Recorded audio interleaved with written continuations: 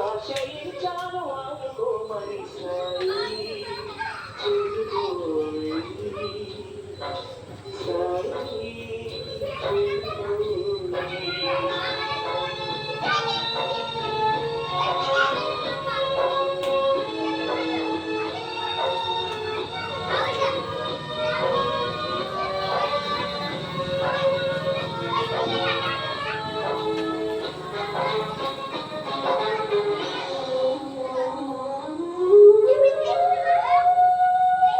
నమ్మని వారిని సైతం వదలక నడిపిన నీ చేయి నాకు అనుదించవ సాయి నవ్విన వారిని సైతం వడలికి పొడిపించావు నిన్న దాకా నా కళ్ళు మూసిన అహం అలిసిపోయి